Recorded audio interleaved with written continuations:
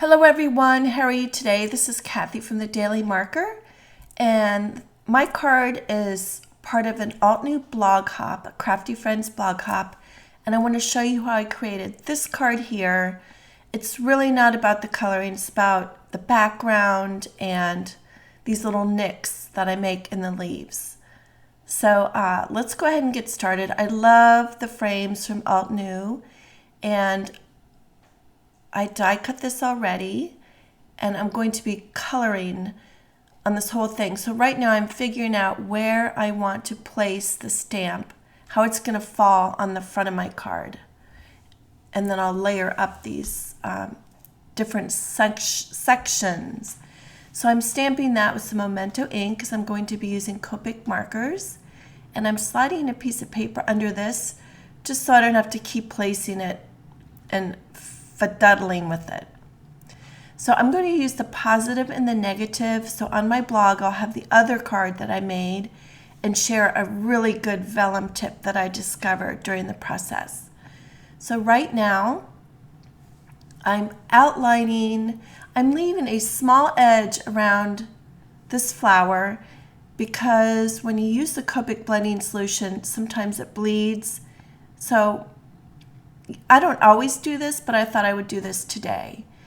And I'm using a warm gray marker here, and then I discover my marker feels dry. So I went to check to see if I have the refiller for this, and I don't. So I'm picking a new marker, and I'm just going to color on top of this. So I picked up, I think it's W6, and I'm just scribble coloring on top of that. And I'm speeding this up. I'm just scribble coloring. I'm just putting that color on this background. There's absolutely no reason to watch this in slow motion. Also, I'm getting over a bad cold, mostly a cough, so if I sound funny, that's why. Now, where I had that warm gray, I'm adding some more of that, just in those corners, just to give a focal point. So I picked up my colorless blender, and you want to kind of form a pillow. Tuck the edges under where it's a pillow. You don't want a line, and then you wet it and fluff it up. Now I'm going to heat set it in between, and then I'm going to finish the rest of my card. And then I'm going to heat set it again. That freezes the texture that you've put on the background. And then, now I'm taking my, oh, it's C6. Okay, so that's what I use for the background. So I'm taking that marker, and I'm just filling in those little areas that I left so to allow for some bleed through. I really didn't need to do that because I had my heat gun handy. Sometimes I don't. Now I want all the white edges to be gray. So I'm just doing that detail right now. And I'm filling in the areas that I know are background. I'm focusing on that right now. So I'm just drawing a line, and I can use my stamp as a guide to show me if there's some little intricate areas to figure out where the background is on that. And then I'm going to color those in. So this video is a little bit longer than most, and even though I'm not focusing on the coloring, it just ends up being that way. So I'm just working on that background, filling those areas in. And like I said, I want all the edges to be gray. So this frame, I need to color that gray, and then the inside of the oval, all these different parts. So just keep that in mind, because when you pop it, you see that light line, white line, and you just want to give it a finished look. Now this is my most favorite part ever. And this is adding a little flick into the petals of the flowers or the leaves. No flower is perfect in nature, and a lot of times there's little tears. And this is a way to add what I think is a little bit more interest. And it's kind of like a doodle. I just like to do it. It's my new thing. So I'm just moving around the flower petals and the leaves and adding these little like ticks. You could call them a little tick or little tears. And just by adding a line, bringing that background into the flower, it just is fun. It gives me a little bit more visual interest. And it's great doing the road trip because it's a good way to test these things to see if you guys really like it. And I think, now that I say that, I know a lot of people on my last road trip did it, and I think they felt successful with it and they really liked it. But actually, I didn't ask them specifically, but since they did it, I would say yes. Now I'm just filling in, I did some scribble coloring on that flower. I'm just filling in the leaves. I'm deciding where I want petals, where I want flowers, and where I want leaves. Some of these are loose. You can interpret them either way. And I'm just putting some color in that flower. Remember, I said this isn't really about coloring. So these colors today, I just did some what I like to call color plucking, and I just plucked these colors, and sometimes the colors aren't great together, and that's kind of what's happening here. So I am just making them work. I'm going to make these colors work together one way or another. So I'm just bringing my my lightest color, back into that other area just to get that line to soften. And I needed a little bit more of a brightness to the petals. So I'm bringing in some orange, not thinking about what color I'm adding, just kind of going with it. And you'll notice that I'm using kind of an L shape on each petal. I'm focusing the color like in an L shape, like if you were to draw an L. That way it's easy to have that sweet spot, that lighter area in each petal. And I'm just moving around my flower, and then I will soften that line, do some color mashing with that other color that I use, which, sorry, I cut that out, but it really doesn't matter. You can, I don't know. I'm using RV10 in addition to the orange and the E50, and then there's a mystery color. It's not like I would recommend this because there it is, R32, which I like that color, but for some reason, I don't know. Don't even listen to me. So anyways, I'm softening that line. Now I'm bringing back the orange and I'm adding dots. When I'm just tired of like blending it out, either I use Copic blending solution, which I've already used on the background, so I cannot use it on the flowers.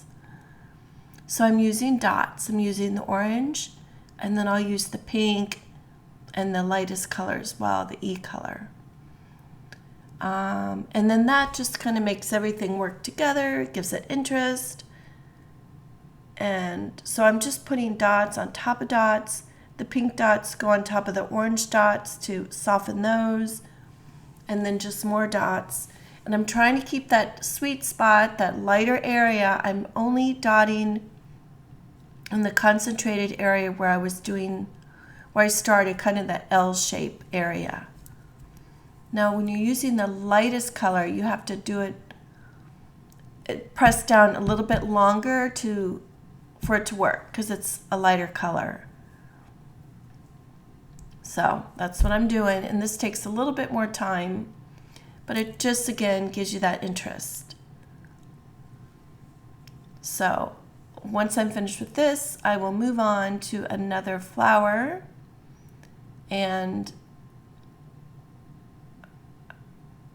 so E04 is what I started with, not the best color for flowers. And then I use E50 to soften that line. But what you're watching here is how I drew some definition to those petals. See those lines? Once I mash the colors, and later I'll bring in some colored pencil, and now I'm going back over with the pink, and that way it just gives those flower petals a little bit more interest and definition. This flower could even be interpreted as a butterfly. So keep that in mind. You can just always, anyway, you could just have fun with these artistic flowers that these are from Alt New. They're really cool, and they'd be great for inking techniques, embossing, wonderful for watercolors. So I'm just going to finish this. Now this one, I'm not using that first E color. I want this to appear to be, I want the colors just to be slightly different, not as predominant as the other oranger flowers that I'm doing. But I'm using the E50 again to just soften that color, and now I'll be doing dots. I don't want to spend a lot of time on these other flowers. I just kind of want more of a focused flower, and just adding those E50 dots.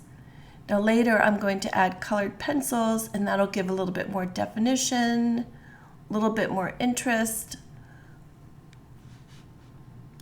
I always feel like adding a dark center just gives flowers a lot more oomph, and I'm bringing some of that dark color down, some lines. And now I was watching Heidi on Facebook Live on my phone there while I was trying to color this. So I have a sharp pencil. This is a chameleon colored pencil, and I'm just drawing lines. I just want to bring in a little bit color, a little bit more brightness. And the best way to do this is a sharp tip. So I keep going back. I cut it out. You don't watch me sharpen the tip. And I'm just focusing in that L-shape area again. And I'm drawing a few little darker lines and then some lighter lines. But I like the texture that lines give. I don't like to use Gamma-Sol or I used to use a Dove blender. I like to see the lines. It adds interest. And don't worry if you don't have a great line. Whatever your line is, it's consistent and it's going to look good. So when I'm doing these lines, I like some lines shorter, some lines longer. And then here in this lighter area, I'm just bringing in a little bit of color on the edges of the flowers. And then I'm adding a few little lines in the center, just have fun. Like, get out those pencils and just see what it can do. Just remember to sharpen your pencil. I think I just said that way too much when I was at Gina K's store. I feel like sometimes if you want to have success with the colored pencil, I think having that sharp tip is key, unless you're just adding a layer of color. So I'm just moving around this flower. I'm adding a little bit darker lines. As you can see, did you see that? Sorry.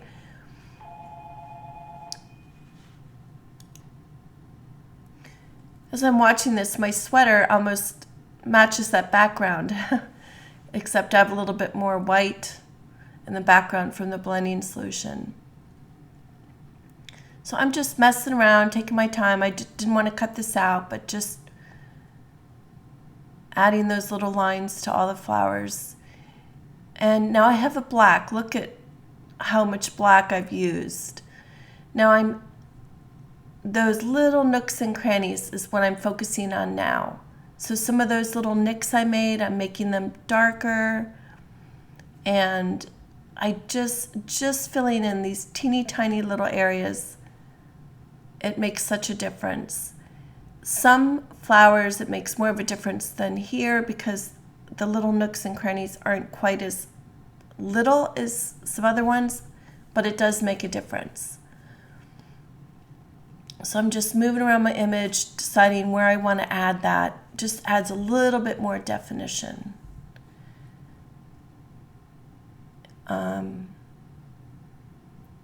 So wherever you think, there's no right or no wrong, but kind of just where the lines intersect is always a good place to add just a little bit more.